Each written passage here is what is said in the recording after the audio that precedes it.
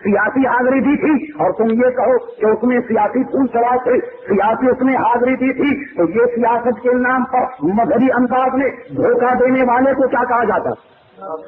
तो मैं तो कुछ नहीं कह रहा, तो देख लो मजहबी अंदाज में सुनाते हो, पता चला हुजूर ना शिर्क की तुम्हें तमीज है ना ईमान का वास्ता है, तुम्हें तो असल में चाहिए वोट, और वो तुम्हारी तकदीर में है नहीं, वो तुम्हारी तकदीर में नहीं है। जिसे वोट कहते जिसे हासिल करने के लिए ये सारे करतब दिखा रहे हो। तजदीद अहियातीन में दो दाल का मौलवी मौदूदी कहता है जिसको सीधा पढ़ा जाए तो बनता है मौदूदी, उल्टा पढ़ा जाए तो बनता ये दो। वो बनतो कहता है जनाब तजदीद अहियातीन में कि मसूद सालार के मज़ार पर जाना, ख्वाजा अजमेरी के मज़ार पर जाना हाजतें लेकर, ये इतना बड़ा गुनाह है कि गोया जिना और कत्ल का गुनाह इससे कम है। जिना और कत्ल का गुनाह इससे कम तर है, ये इतना बड़ा गुनाह। हुजूर आपका लीडर तो कहे कि मज़ार पर जाना इतना बड़ा गुनाह है, और वो प्रोफेशनल गफूर साहब पहुंच गए जनाब मज़ार के ऊपर, चादर भी फूल की चढ़ाई और मज़ार का खिलाफ लेकर उसकी पगड़ी भी बांधी। नवाब वक्त का फोटो हमारे पास मौजूद, देखा हुआ आप लोगों ने किसी है? वो अखबार में आया कि चादर जो मज़ार पर चढ़ी, हमसे कहते साहब ये चादर वाले वही चादर उसके सर में बंधी, देखा है ये गुम्बद की सदा जैसी कहो वैसी सुनो। तुमने जो फतवा हम पर लगाया तो देखो मज़ार से चादर उठाकर सर में भी बांधी और फूल की चादर भी मज़ार पर चढ़ाई। तो वो अब कहो कि कब्र पर जाना कत्ल और गुनाह के गुनाह से भी गोया बदतर है, तो कहिए प्रोफेसर साहब आपने इतने बड़े गुनाह का इर्तिकाब आखिर क्यों कर दिया?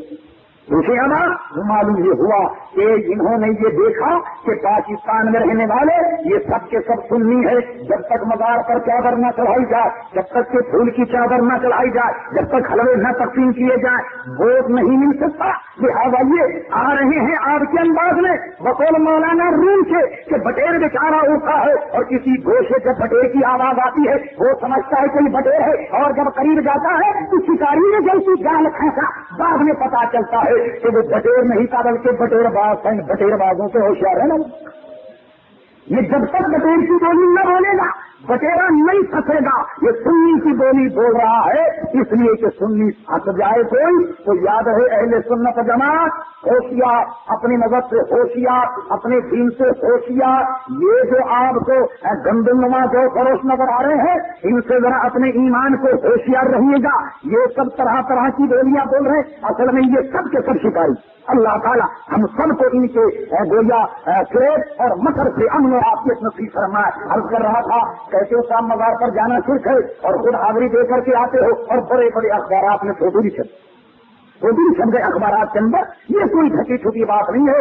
मैं तो बात कुछ और कर रहा था कि अगर कब्र पर जा शिर्क कब्र पर जाना मना हो तो देखो रब्बे करीम क्या कहता, इरशाद हुआ वलौ अन्नहुम ज़लमू अनफुसहुम जाऊका, ऐ लोगो जब तुम गुनाह करो, गुनाह किसका करेगा? रब का गुनाह करो।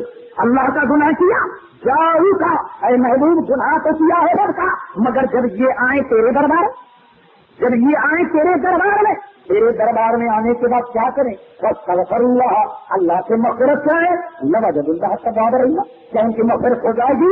नहीं। वस्तग़फ़र लहुमुर रसूल, ऐ महबूब जब तू इनके लिए दुआए मग़फ़िरत करेगा तो तब होगा लवजदुल्लाह तवाब रहीमा, तब अल्लाह ताला इनके गुनाहों को माफ करेगा।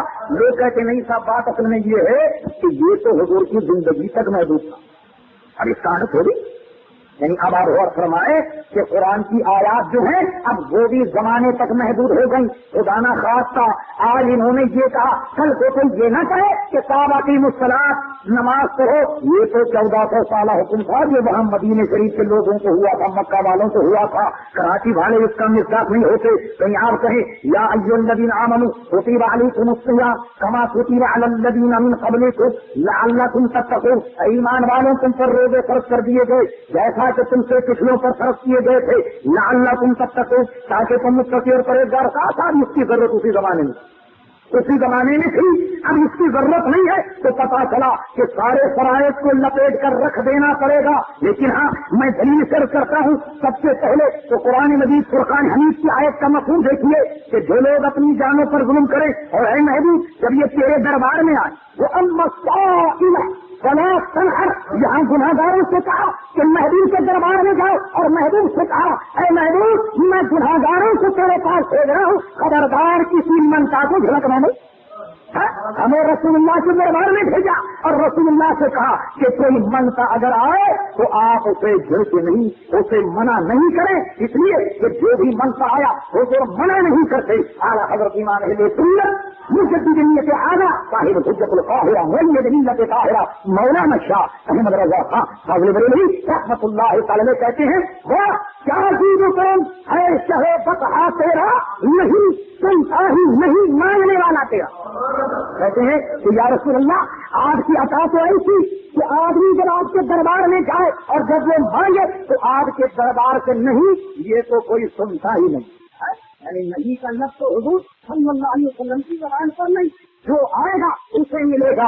اور میں اپنے عقیدے کی بنیاد پر اگر چند باتیں عرض کروں، اگر کہ کچھ لوگ نہ مانے تو نہ مانے، جس کے سودا پسند آئے وہ لے، جس کی پسند میں نہیں آتا وہ بتاؤ، ہمیں کیا کرنا ہے؟ کسی تین جماعت علی کا کہا محدث علی پور رحمۃ اللہ تعالی، انہوں نے اپنے واقعات میں لکھا، کہتے ہیں کہ فقیر ایک مرتبہ مدینے منورہ گیا، سنیں ذرا غور، مدینے منورہ گیا، ایک شخص کو دیکھا کہ پھٹے پرانے کپڑے پہنا ہوا کھڑا رسول اللہ کے دربار میں کھڑا ہوا۔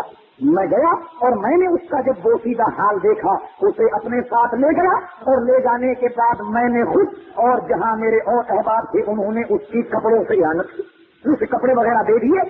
وہ کپڑے وغیرہ دینے کے بعد کپڑے پہن کر اور پھر اس کے بعد پیر صاحب نے دیکھا کہ وہ رسول اللہ کے دربار میں کھڑا ہوا۔ پیر صاحب نے پوچھا کہ کیا بات ہے؟ تو کہا حضور بات یہ ہے، آپ یقین کریں یا نہ کریں، میں رسول اللہ کے دربار میں یہ کہہ رہا تھا کہ یا رسول اللہ کپڑے پھٹ گئے، کوئی انتظام کر دیجیے۔ فوراً آپ نے مجھے پکڑا اور پکڑنے کے بعد مجھے کپڑے دیے، تو میں کپڑے پہن کر اس لیے حضور کے سامنے کھڑا ہوں کہ یا رسول اللہ کپڑے مل گئے، آپ دیکھ لیجیے، کپڑے مل گئے اور پہن لیجیے۔ اس کے بعد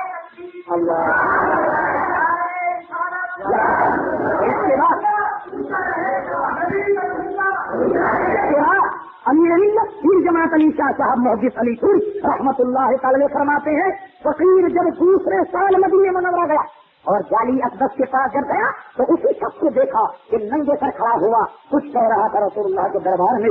میں اسے پھر لے آیا اور لانے کے بعد میں نے اس کو ننگے سر دیکھ کر اپنے شوق کے لیے میں نے کشمیری ٹوپی بنائی، یہ کاشوری ٹوپی ہے نا، اس زمانے میں بنتی تھی کشمیر، یہ بہت قیمتی ہوا کرتی، بڑی پسندیدہ ہوا کرتی تھی۔ فرما میں نے اسے رسول اللہ کے دربار میں دیکھ کر ننگے سر میں نے اپنی کشمیری ٹوپی نکال کر اس کے سر پر رکھ دی، تو وہ کہتا لگا کر ہنسنے لگا۔ میں نے کہا ارے بھلے مانس کیوں ہنس رہا ہے؟ تو آدمی نے کیا کہا، وہ آدمی کیا کہتا پیر صاحب آپ یقین کریں یا نہ کریں، میں حضور کے دربار میں کھڑے ہو کر یہ کر رہا تھا کہ یا رسول اللہ کوئی ٹوپی نہیں پہنوں گا، اور اگر پہنوں گا تو کشمیری پہنوں گا، اگر پہنوں گا تو کشمیری پہنوں گا۔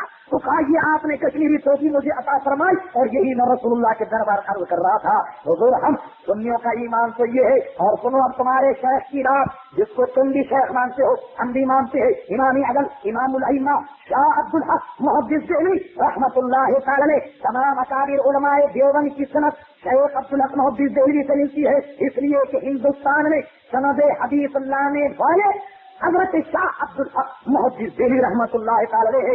مولوی اشرف علی تھانوی نے لکھا کہ بعض ایسے محدثین ہیں کہ جن کی حاضری روزانہ رسول اللہ کے دربار میں ہوتی ہے، ان محدثین میں سے ایک شاہ عبدالحق محدث دہلوی۔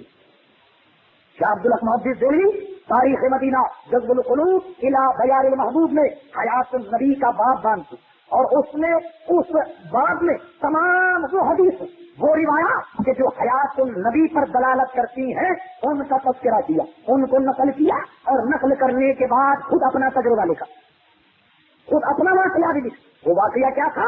کہنے لگے کہ ایک دن فقیر رسول اللہ کے دربار میں کھڑا ہوا، حضور کے دربار میں کھڑا ہوا تھا، اور حضور صلی اللہ علیہ وسلم کے دربار میں کھڑا ہوا، دل میں یہ سوچ رہا تھا، دل میں یہ خیال آیا کہ یا رسول اللہ میں آیا ہوں بڑے دور سے، اور میں آپ کا مہمان ہوں، آپ نے میری دعوت نہیں کی، آپ نے میری دعوت نہیں کی۔ مغرب کے بعد کا وقت تھا، یہ عرض کرنا تھا کہ ایک صاحب آئے اور انہوں نے حضرت شیخ کو ایسے جھنڈویا اور فرمایا چلیے ہمارے یہاں دعوت، اسی وقت وہ لے گیا اور